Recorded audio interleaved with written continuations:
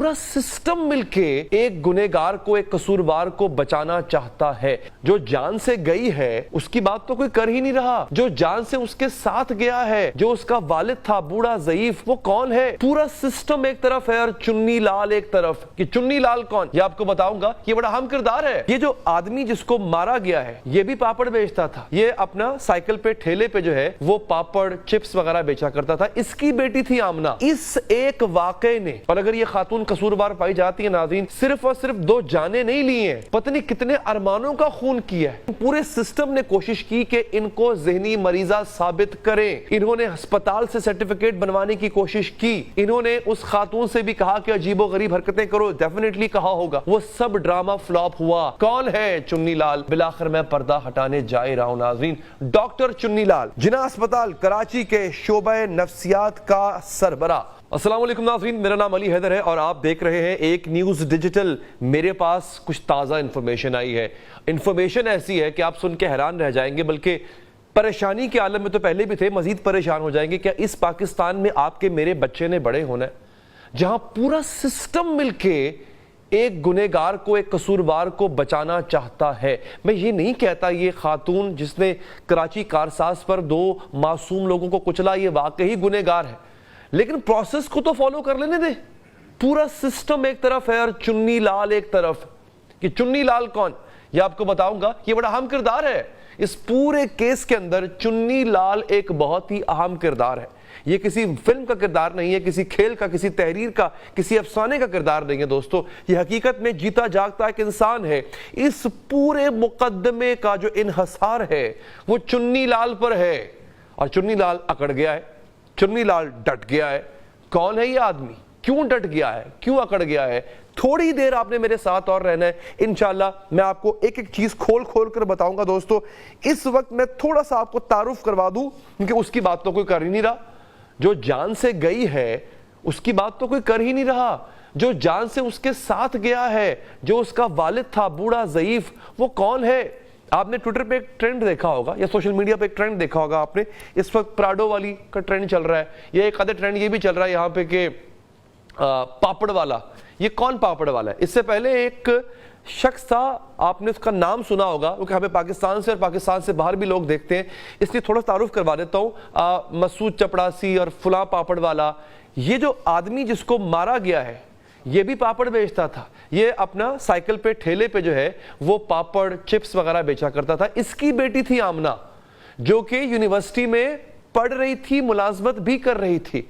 और जिस रोज इसको मारा गया है उसी रोज इसने अपने वालिद को अपनी तनख्वाह में से पैसे दिए थे कि जाके घर का रंग रोगन करवाओ। और जब ये जा रही थी अपने वालिद के साथ, पीछे से घर रंग रोगन हो रहा था इसकी तनख्वाह से जो इसको मिल रही थी।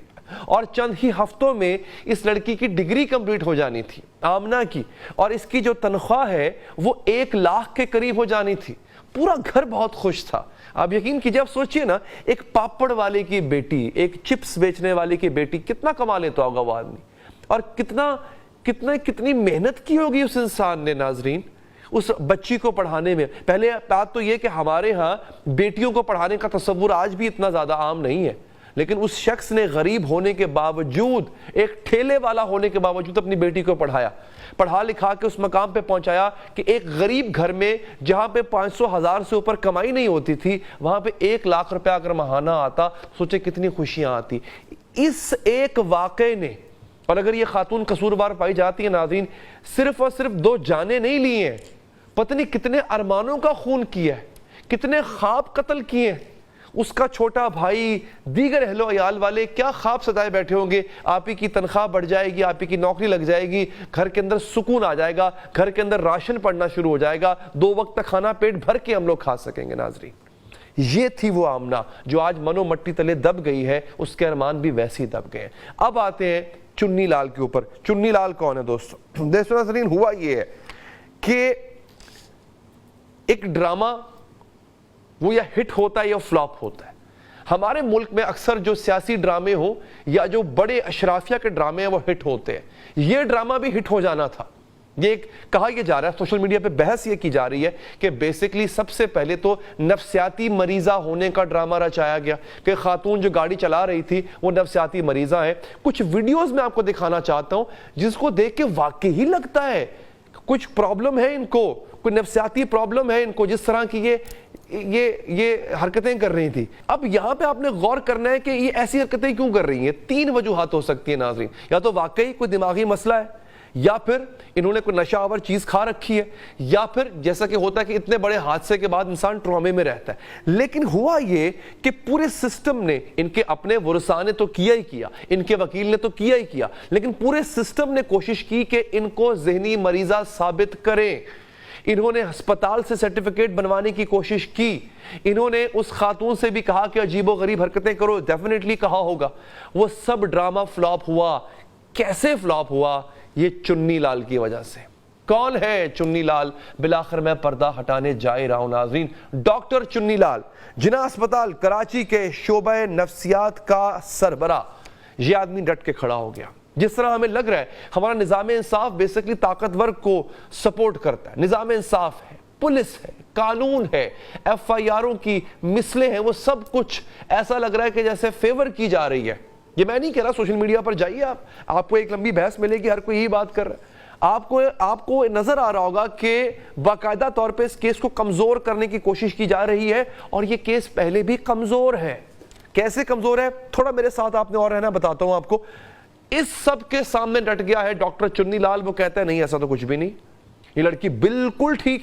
ارادہ یہ تھا کہ اس خاتون کو ذہنی مریضہ ثابت کیا جائے گا اور پھر اس بنا پہ رہائی ممکن ہو پائے گی. اس نے کہا یہ بالکل ٹھیک ہے, یہ گھر جا سکتی ہے, داخلہ بھی اسپتال میں رہنا. اکثر کیا ہوتا ہے, بڑا آدمی جب جیل جاتا ہے فوراً بیمار ہو جاتا ہے, اس کو جیل کی بجائے اس کو اسپتال داخل کرا دیا جاتا ہے, تمام سہولیت مل جاتی ہے. ڈاکٹر نے کہا نہیں, چنی لال نے کہا نہیں, ایسا نہیں ہوگا, واپس بھیجیں اس کو, آپ حوالات میں بھیجیں, پولیس کے ریمانڈ میں بھیجیں, یہ بالکل ٹھیک ہیں, انہیں کوئی ذہنی مرض نہیں ہے. اب ڈاکٹر چنی لال کی رپورٹ ہی ہے جو اس کو بچا سکتی ہے. دوستو, کیس کمزور کیسے ہے؟ اس میں 320 شامل کیا گیا تھا, اب اس میں 322 بھی شامل کر دیا گیا ہے جو کہ ناقابل ضمانت ہے. میری کل بات ہو رہی تھی وکلاء سے, کچھ وکلاء سے بات ہوئی, اور جبران ناصر جو بڑے معروف وکیل ہیں, سماجی رہنما بھی ہیں, ان سے بھی میری بات ہوئی. انہوں نے کہا تھا دراصل اس میں قتل خطا یا قتل سبب کا کیس بن سکتا ہے, بے سبب کا کیس بن سکتا ہے.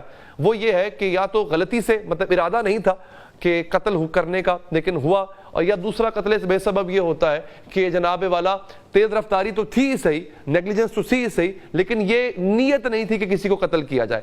ان دونوں صورتوں میں دیت کا قانون ہے, ان دونوں صورتوں میں سزا نہیں ہے. البتہ ریش ڈرائیونگ اور نیگلیجنٹ کہتے ہیں غفلت میں آ کے ڈرائیو کرنا, گاڑی چلانا, اس پہ 5 سال کی سزا ہے, لیکن اس کے اندر بھی معافی کی گنجائش ہے. وہ کوئی بہت سخت سزا نہیں ہے.